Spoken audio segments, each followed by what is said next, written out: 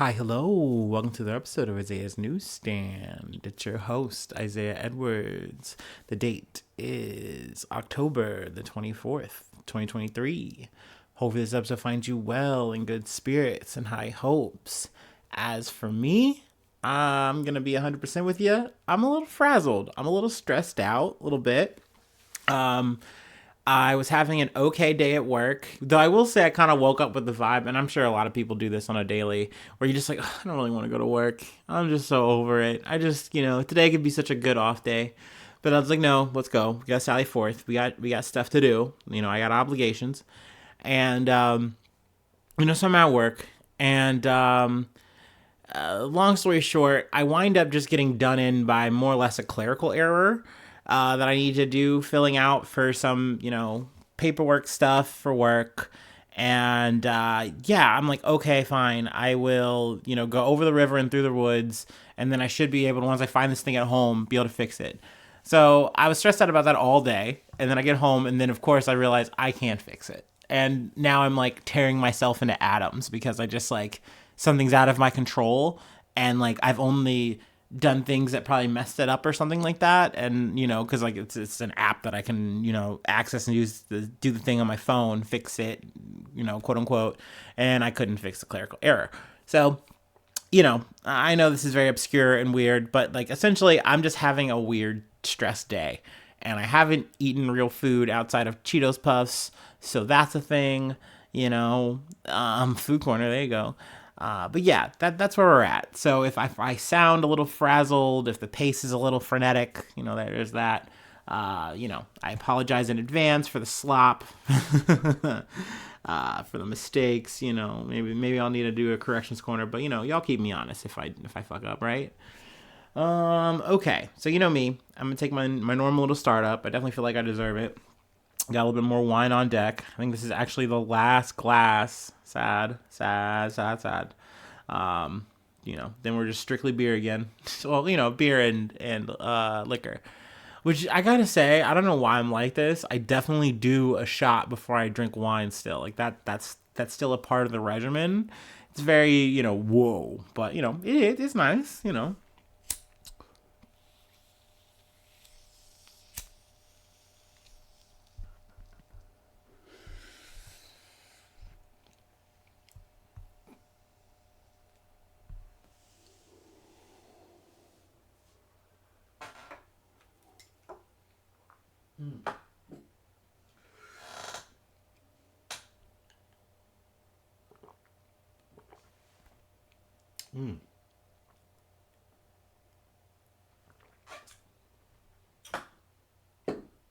Okay. I think I'm in the spirit, y'all. Um, from the Associated Press, Representative Tom Emmer withdraws withdraws bid for House Speaker hours after winning GOP nomination. Okay, now I'm sure you're thinking what I was thinking. I think around Friday or so. Who the fuck is Tom Emmer? Well, it turns out another fucking loser in the House who thought he could get the gavel and failed. Last I left you guys on the House situation, the House Speaker, we've been absent for weeks now. It's crazy. Essentially, we were on our third guy because, yeah, third guy was Jim Jordan. So this was like the fourth guy, right? That's fucking wild. No, it's Scalise, then Jordan, then Emmer. So he's the third guy. Now we're on our fourth because Emmer didn't make the cut. In terms of what happened to Jim Jordan, essentially he just wasn't going to get the votes. Everyone's like, okay, we need to actually like nominate someone else because they refuse to like go for the whole temporary House Speaker guy. Like they don't want to go for McHenry. They're like, we don't want him because the Democrats want him. And even McHenry's like, yo, please, I'm not involved in this. I am literally voting for every like top pick we keep coming up with. That is what I want. I do not want this title like that. No way, no how. But yet again, the Democrats are like, look, that is the offer on the table. You come, to this pro Tim thing. Maybe we even do a little bit of negotiating, a little bit of wheeling and dealing. I don't know, call it like moderation or something. and we'll be good. But you would think, right? This Tom Emmer guy, he's come up from the ashes of the Jim Jordan thing. He's the next top pick. What happened? Essentially, here he was. I would say it's two things. First thing, Trump didn't like him. Trump just would not give him the Trump bump, and it's because he didn't endorse him in the whole 2020 fiasco. So essentially, the chickens kind of came home to roost when Tom's like, "Hey, Trump, I need you. And he's like, I ain't feeling you." He more or less called him a munch. It was kind of over, on arrival. And I think Emmer knew he could not sway enough people. He would be in the same situation as Jim Jordan and Scalise. So he just bowed out quickly. And probably smart for it, saves himself some drama. But it leaves us in the same flux, the same state of like, well, who's going to be the guy or gal? Let's see here. I will read my highlighted portion before moving on. So we touched the article. Attention quickly turned to Representative Mike Johnson of Louisiana, a lower-ranking member of House GOP leadership, who is the second highest vote getter on Tuesday's internal ballots. A lawyer specializing in constitutional issues, he had rallied Republicans around Trump's legal effort to overturn the 2020 election results. So he's like, yeah, I'm going to use my powers for evil, and now that's paying off for me. We'll see. We'll see if he can, secure enough people to get it.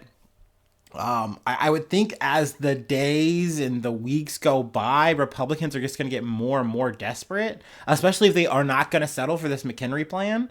So I don't know. I'm not even going to waste, any more time talking about any other potential guys. Like over the weekend, I was like, watching and saying like, okay, there's like 9 people. Then it went to 8 people. And then, like I said, out of that bundle, Emmer arose. And then as quickly as he rose, he fucking fell. So, another one bites the dust.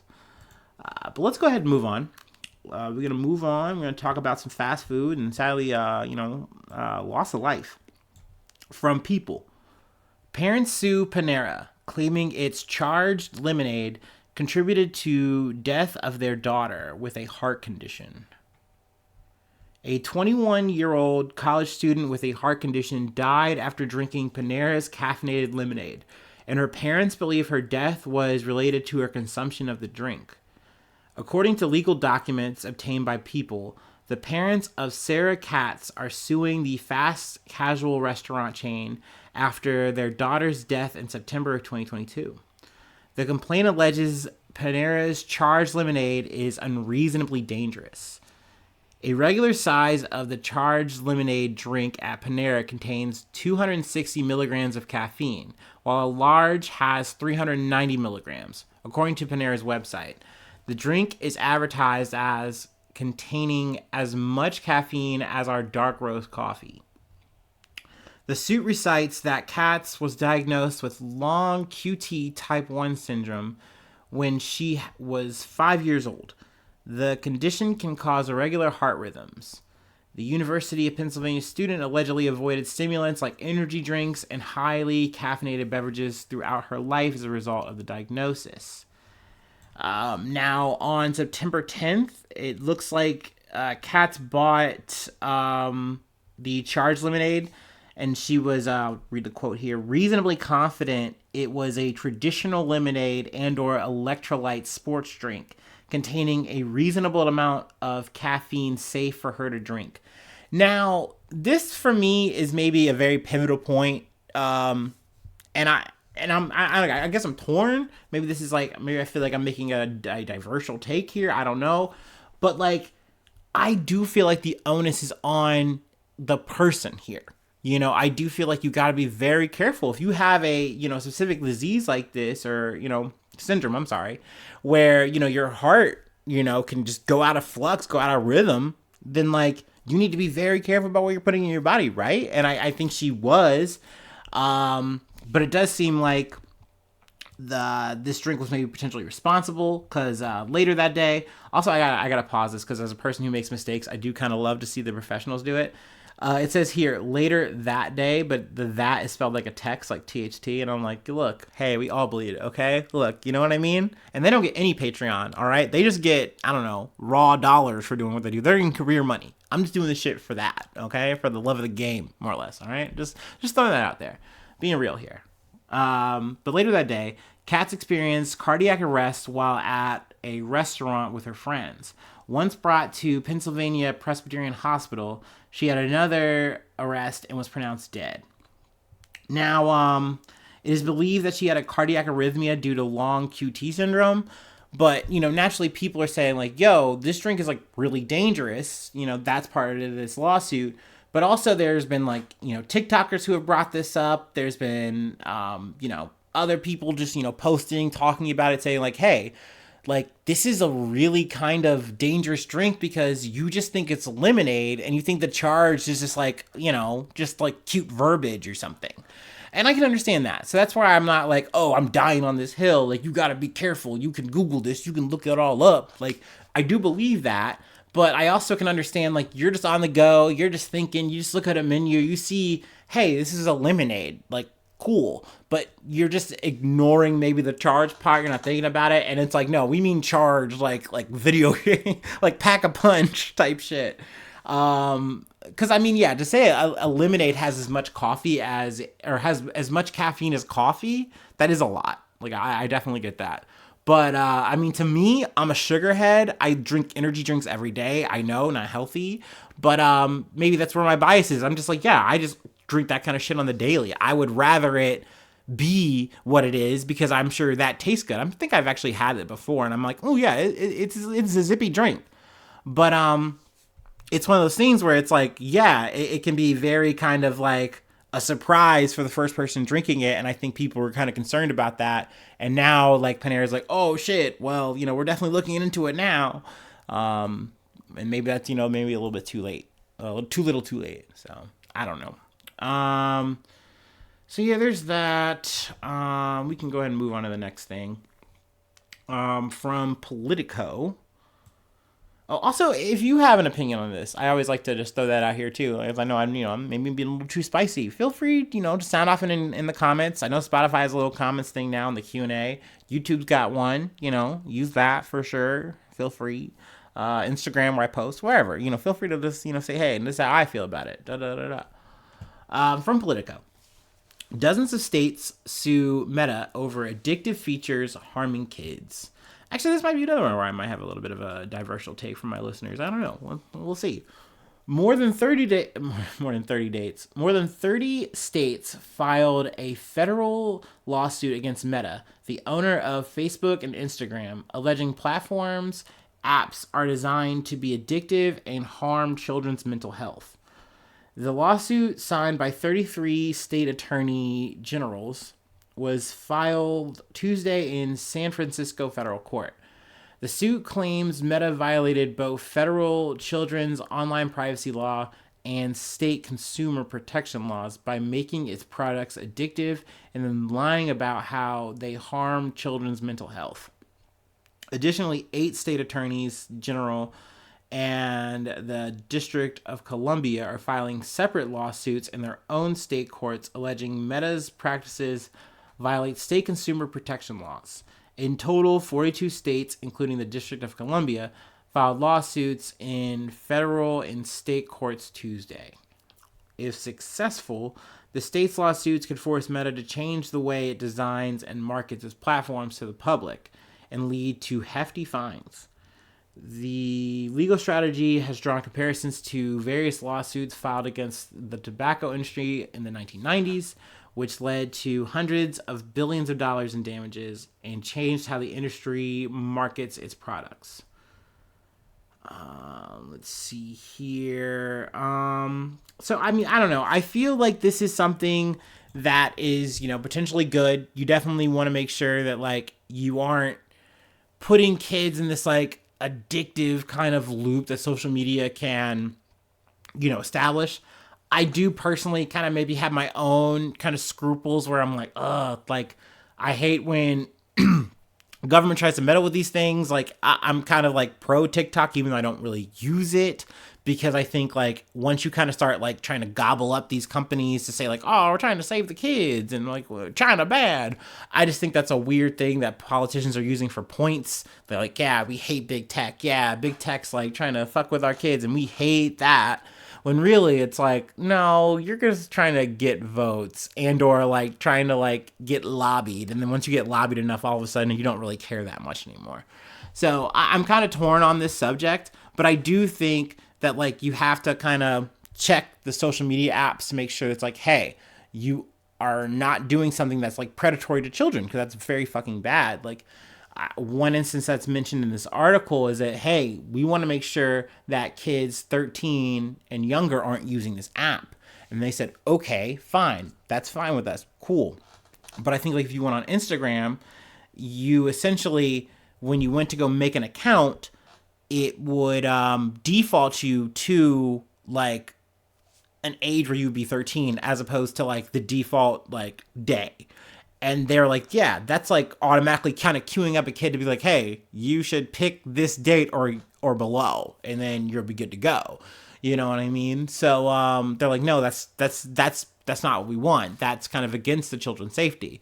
And then of course I think Instagram's like, no, okay, we're making changes. We'll change that. And not to mention, before this even lawsuit came into play, I think they made about like 30 or so changes to the design. So they're saying, hey, we are trying to adapt, we are trying to change, we are trying to grow, and we would rather you guys actually come to the table and work with us, not try to sue us. So, you know, I don't know. I at the end of the day, fuck all these social media companies, fuck all these big tech companies. They're just trying to do growth so they can just, you know, push ads and do shit. And they know that, of course, children are the most susceptible to ads. So it's like keeping kids off this shit is the best for all things, you know, period. You know, at the same time though, I do want to, you know, push my memes. I want to like, you know, scroll around. So I always am like hesitant and worried. Like, oh, I just don't want to see like changes that suck and like make it harder for me to shit post or whatever. But then I also realized kind of with like, what is it? I know Elon Musk is trying to propose. This is kind of side talk, whatever.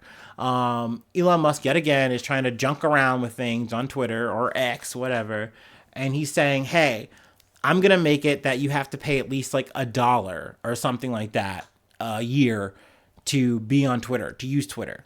Or you can maybe pay a little bit more and like get an ad-free experience. And it's like, motherfucker, the second you make me have to pay for Twitter at all, I'm done. Thank you. Thank you for freeing me from this fucking experience. And maybe I should just look at that for all of this. Maybe I should just look at, you know, my big old government and just say, yeah, you know what? Just take it all away. Just scour it. Just George Sherman the whole thing.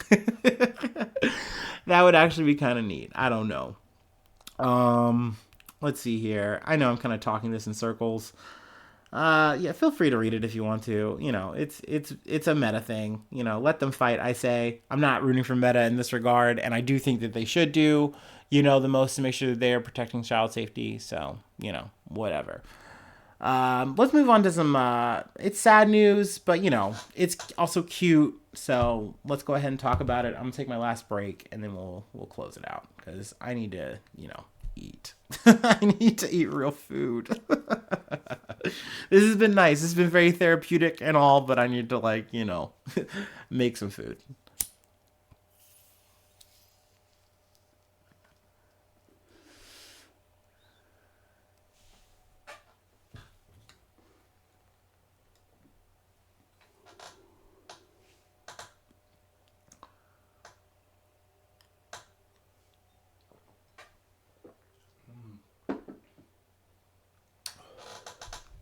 Okay.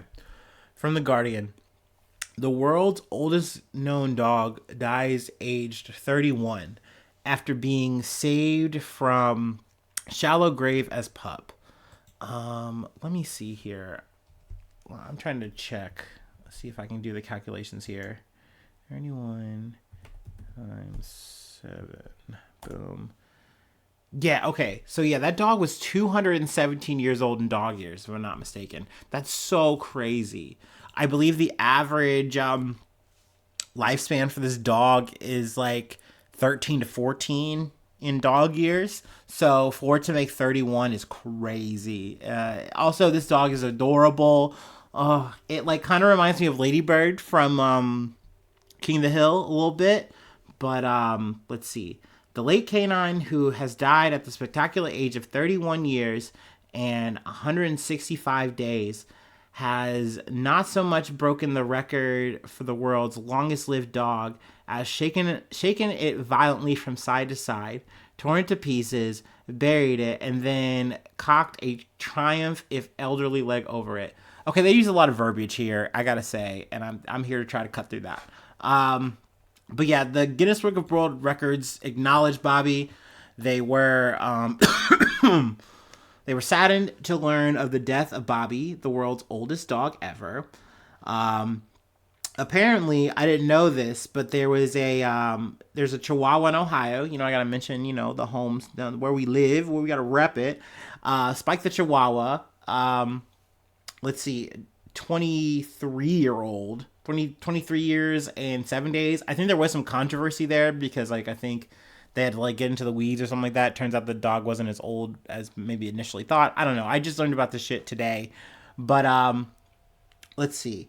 Until Bobi's death on Saturday, the planet's most ancient recorded canine was Bluey, an Australian cattle dog who died in 1939 at the age of 29 years and 5 months.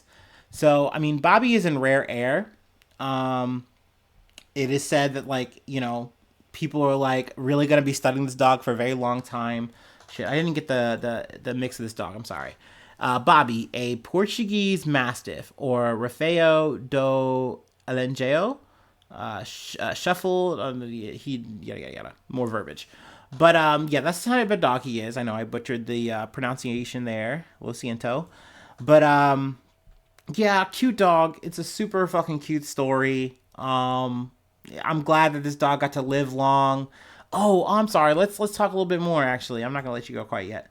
At birth, Bobi and his 3 male siblings were deemed surplus to requirements and were destined for a shallow grave before fate, with an 8-year-old Lionel Costa and his brothers intervened. Let's see. When Costa's parents went to dispose of the puppies, Bobi had the good fortune to be hidden in a stack of wood in an outbuilding. Spared the shovel and the grave, he was then adopted by Lionel and his brothers and soon became a part of the family. So, like, this is literally, like, just something out of a movie. Obviously, super sad that, like, that was, like, a casual thing of that time to be like, oh, we just have too many dogs. Like, let's just fucking dig a hole and bury them. But this dog made it, and not just made it, he really lived. He really thrived. They say that he got to live and walk around, no leash. He got to eat berries and things in the garden and just, like, really just pal around, be himself. His diet, like, in the home, he literally ate what the family ate. Now, I've heard that described as, like, fish. They say, hey, he ate what we ate. We literally would just soak it in some water to take off the seasonings and then just give it to him. So I'm like, that sounds cool. That sounds solid. Now, it sounds better than kibbles and bits. But granted, if I had a hypothetical animal in my home, which I don't, R.I.P. Ollie. But, I would not feed him what I eat because I eat junk. Even though I make junk for myself. Okay, so I'm not gonna, live to the ripe old age of 217. That's for fucking sure. I wish. That'd be fucking cool. That'd be fucking raw as hell. But actually, no, it wouldn't. That'd probably suck. Bobi looked great. They were like, oh, he's chunky. I'm like, he looked happy. I don't care if he's a little chunky. All right, that's the episode. That's really it. That's all I have. Thank you so much for tuning in. Thank you so much for being a friend.